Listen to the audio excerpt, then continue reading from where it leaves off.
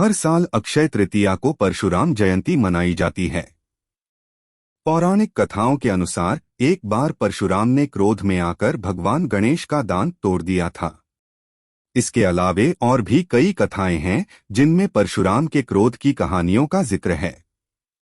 कहा तो ये भी जाता है कि भगवान परशुराम के डर से देवी देवता भी थरथर कांपते थे। भगवान परशुराम ही विष्णु के छठे अवतार हैं। ऐसा माना जाता है कि पराक्रम के प्रतीक भगवान परशुराम का जन्म 6 उच्च ग्रहों के योग में हुआ था। इसी कारण वे बहुत तेजस्वी और बहुत महान पराक्रमी थे। भगवान परशुराम के बारे में लोग ये भी मानते हैं कि उन्होंने अपने पिता की आज्ञा को पूर्ण करने के लिए अपनी ही माताजी का गला काट दिया, यहाँ तक कि उन्होंने अपने बल पर आर्यों के शत्रुओं का नाश भी किया था।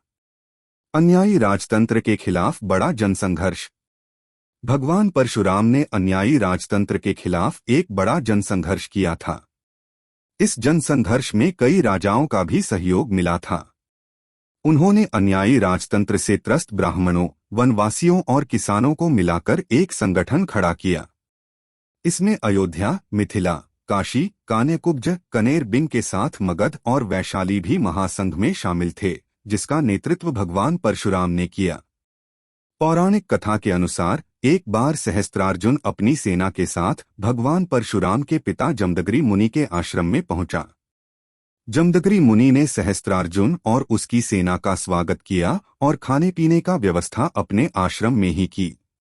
जमदग्नि मुनि ने चमत्कारी कामधेनु गाय के दूध से समस्त सैनिकों की भूख शांत की। कथा के अनुसार कामधेनु गाय के चमत्कार से प्रभावित होकर उसके मन में लालच पैदा हो गई। इसके बाद जमदग्नि मुनि से कामधेनु गाय को उसने बलपूर्वक छीन लिया। जब इस बात की जानकारी भगवान परशुराम को चली तो उन्होंने सहस्त्रार्जुन का वध कर दिया। कहा जाता है कि सहस्त्रार्जुन के पुत्रों ने अपने पिता का बदला लेने के लिए परशुराम के पिता का वध कर दिया। पति के वियोग में भगवान परशुराम की माता सती हो गईं।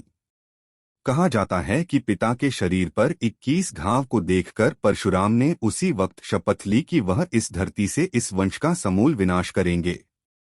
कहा जाता है कि उन्होंने 21 बार इस वंश का विनाश किया।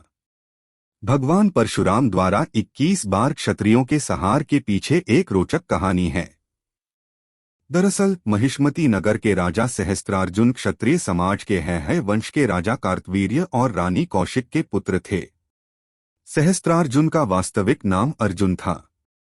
कहते हैं कि उन्होंने भगवान दत्तात्रेय को अपनी तपस्या द्वारा प्रसन्न करके उनसे 10,000 हाथों का आशीर्वाद प्राप्त किया था। इसके बाद से ही अर्जुन का नाम सहस्त्रार्जुन पड़ा। कहा जाता है महिष्मती सम्राट सहस्त्रार्जुन अपने घमंड में चूर होकर धर्म की सभी सीमाओं को लांघ चुका था। उसके अत्याचारों से जनता त्रस्त हो चुकी थी। वेद पुराण और धार्मिक ग्रंथों को मिथ्या बताकर ब्राह्मण का अपमान करना, ऋषियों के आश्रम को नष्ट करना, उनका अकारण वध करना, प्रजा पर निरंतर अत्याचार करना, यहाँ तक कि उसने अपने मनोरंजन के लिए मदिरा के नशे में चूर होकर स्त्रियों के सतीत्व को भी नष्ट करना शुरू कर दिया था। ऐसे ही एक बार सहस्त्रार्जुन अपनी पूरी सेना के साथ जंगलों से होता हुआ जमदग्नि ऋषि के आश्रम में विश्राम करने के लिए पहुंचा। महर्षि जमदग्नि ने भी सहस्त्रार्जुन को अपने आश्रम का मेहमान समझकर खूब स्वागत सत्कार किया। कहते हैं ऋषि जमदग्नि के पास देवराज इंद्र से प्राप्त दिव्य गुणों वाली कामधेनु नामक चमत्कारी गाय थी। जमदग्नि ऋषि ने कामधेनु गाय के मदद से देखते ही देखते कुछ ही पलों में सहस्त्रार्जुन की पूरी सेना के लिए भोजन का प्रबंध कर दिया। कामधेनु गाय की ऐसी अद्भुत शक्तियों को देखकर सहस्त्रार्जुन के मन में उसे पाने की इच्छा जाग उठी। उसने ऋषि जमदग्नि से कामधेनु को मांगा, लेकिन उन्होंने ये कहकर उसे देने से इनकार कर दिया कि यह गाय ही उनके जीवन के भरण पोषण का एकमात्र जरिया है। लेकिन सहस्त्रार्जुन कहाँ मानने वाला था। सहस्त्रार्जुन ने क्रोध में आकर ऋषि जमदग्नि के आश्रम को उजाड़ दिया और कामधेनु गाय को अपने साथ ले जाने लगा, लेकिन तभी कामधेनु सहस्त्रार्जुन के हाथों से छूटकर स्वर्ग की ओर चली गई।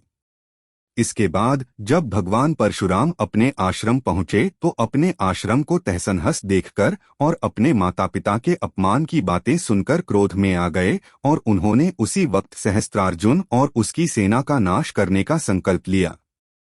परशुराम भगवान शिव द्वारा दिए महाशक्तिशाली फरसे को साथ लेकर सहस्त्रार्जुन के नगर महिष्मति पहुंचे, जहां परशुराम और सहस्त्रार्जुन और उसकी सेना के बीच भयंकर युद्ध हुआ, जिसमें परशुराम ने अपने प्रचंड बल से सहस्त्रार्जुन की हजारों भुजाएं और धड़ परशु फरसा से काट कर उसका वध कर दिया। सहस्त्रार्जुन के वध के बाद परशुराम अपने पिता ऋषि जमदग्नि के आदेशानुसार प्रायश्चित करने के लिए तीर्थ यात्रा पर चले गए, लेकिन तभी मौका पाकर सहस्त्रार्जुन के पुत्रों ने अपने सहयोगी क्षत्रियों की मदद से तपस्यारत ऋषि जमदग्नि का उनके ही आश्रम में सिर काटकर उनका वध कर दिया। सहस्त्रार्जुन के पुत्रों ने आश्रम के सभी ऋषियों का भी वध करते हुए आश्रम को जला दिया। तभी माता रेणुका ने सहायतावश अपने पुत्र परशुराम को विलाप स्वर में पुकारा। जब परशुराम माता की पुकार सुनकर आश्रम पहुंचे तो माता को विलाप करते देखा और वहीं पास ही पिता का कटा सिर और उनके शरीर पर 21 घाव देखे। यह देखकर परशुराम बहुत क्रोधित हुए और उन्होंने शपथ ली कि वह है वंश का ही नहीं बल्कि समस्त क्षत्रिय वंशों का 21 बार संहार कर भूमि को क्षत्रिय विहीन कर देंगे, और उन्होंने अपने इस संकल्प को पूरा भी किया था, जिसका उल्लेख पुराणों में भी मिलता है।